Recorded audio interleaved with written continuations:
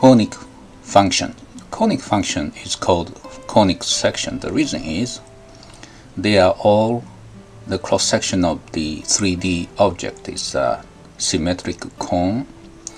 Suppose you slice the horizontally, this become circle. You tilt it a little bit, then it become ellipses. If you tilt further, then become parabola.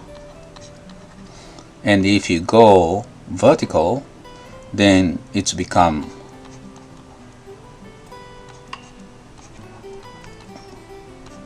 hyperbola. Okay, so they are all same thing. It's just a cross section of the symmetric cone. It just sliced. Okay, so analytically, that means the algebra equation, what it is symmetric quadratic equation. That means you have x squared and, oops, this is wrong, y squared and cxy, the cross of xy, and the x and ey and constant f. That is a conic equation. Basically, all four conic sections are all included in this. It's just a matter of how you set the coefficient. If you set the coefficient properly, it's become ellipses or hyperbola. Okay, that's what you learned today. Now, the most complicated part of the equation is this cross x and y, and what it means is, suppose this represent a ellipsis, but it's not necessary like nice orientation like this. It could be tilted like this. Okay, and that's where this xy come from. So if we rotate the coordinate, then it's become nice ellipses, either horizontal or vertical. Then this term disappear. Okay, I show you how it's disappear. The coordinate conversion, we use, say this is lowercase xy. We multiply this angle theta conversion, then capital XY. This is a new coordinate. Okay, now if we do this, and suppose after conversion we get A, B, C, D, E, F. B become, we have to go through this conversion process, equation like that. So obviously, by choosing proper theta, the angle, by this equation, we can make coefficient C0. Here you go, this disappear. So conic equation become x squared y squared and x and y and constant. Okay, so we talk about all the conic section based on this equation. No more fancy tilted ellipse or tilted hyperbola stuff. Okay, now circle, when coefficient AB, this A, B is equal, it's become circle. So when they are equal, we divide everything by A and change to this format where this center of the circle become D over 2A, center of Y circle is E over 2A, and the radius is like that. So we can convert into this circle equation.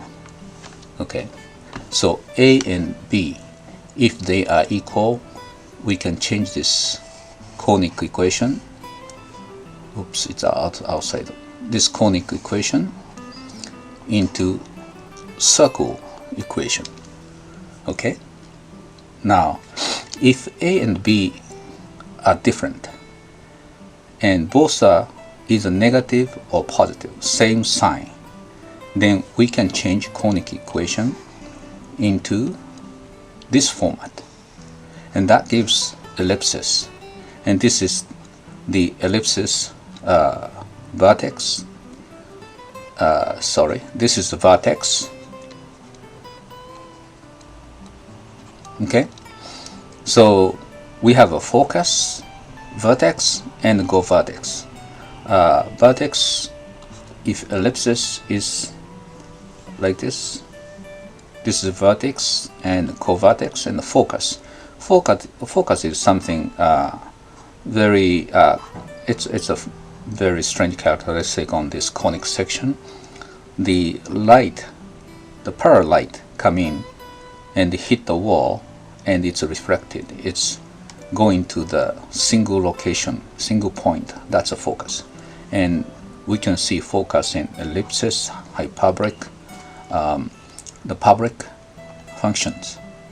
Now, if A and B has a different sign, either side is positive and the other side is negative, then we can modify equation like that. And that's going to be the vertex, and it's going to be hyperbola. It's like this. And hyperbola, there is a very unique feature. It's called asymptote. Means there is a line that this curve getting closer and closer. Okay, so asymptote, and we can calculate, see what kind of line equation it's going to be. But we can determine those constant same way we did in a circle, by modifying this conic equation. Okay, so the last one is the parabola. B is 0. That means this form, and this is a familiar quadratic equation. And the funny things about this is it has a Directrix,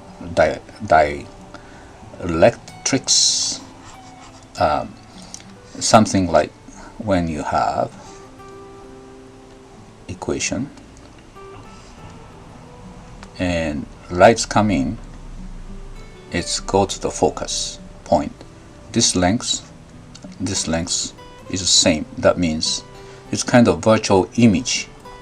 Whatever the image here, like an image, come in by parallel lights and going to be reflected here. That's a physical meaning, but mathematically it's we can calculate by distance. The distance here is focus distance is going to be exact to the distance to Directrix. Okay, and there is a vertex. This is the vertex, and the focus point here, focus. Okay, so all of them come from the single equation.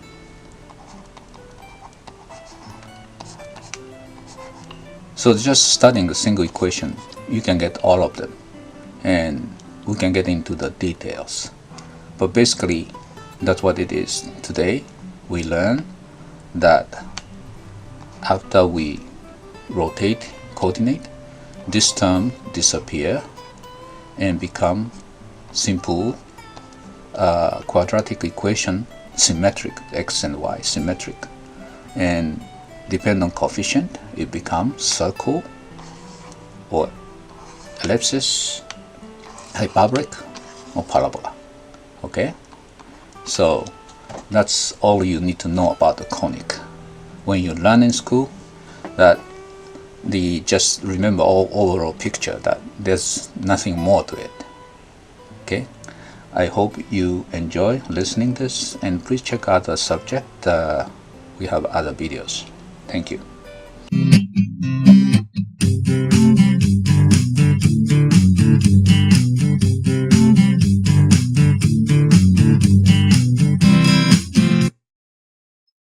When a double cone is sliced by a plane, the cross-section formed by the plane and the cone is called a conic section.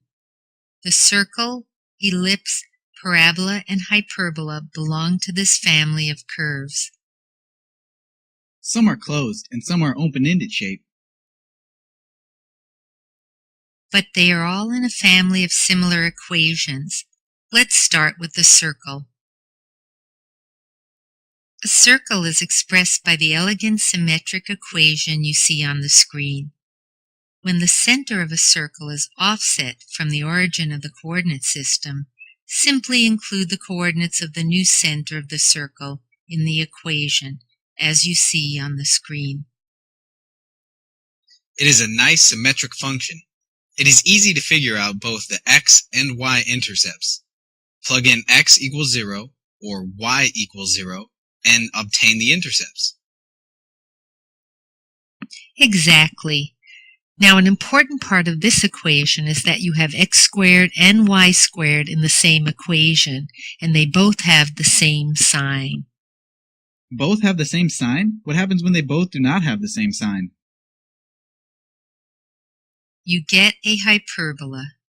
A hyperbola is often used as a light reflector from a light source at its focus, or it is used to collect incoming light and focus into a single point, as you see on the screen.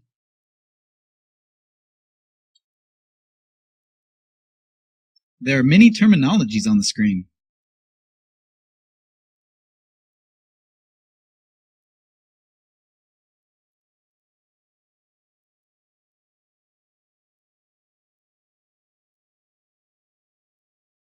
This curve shows up in various physics problems. It is well studied, and much terminology was invented for this curve. You mean there are many applications of this curve used in the physics world? Correct. Let's take a look at the ellipse. This has important applications in astronomy. Why astronomy? The Earth orbits around the Sun. It is not exactly a circle, but rather an ellipse. Galileo knew this and calculated the Earth's movement precisely using the ellipse equation. I didn't know that. The last shape we cover here is the parabola. This is also obtained when you slice a cone by a flat plane. Just like the hyperbola, we define focus and directrix line for this function. The Directrix line is something new. Can you explain what it is? The distance from the focus to any point on a parabola is the same as the distance from the directrix to the point on the parabola. Now, it's a bit advanced, but it is possible to prove that a light source at its focus point will be beamed out as a straight light from this curve. That means a car's headlights use this curve? Remember, it can be reversed. Straight light can come in and focus into a single point. That means a telescope uses this? Dish antenna also? Correct. Have you ever heard of a parabolic antenna? We've learned a great deal now. Let's move on to nonlinear functions.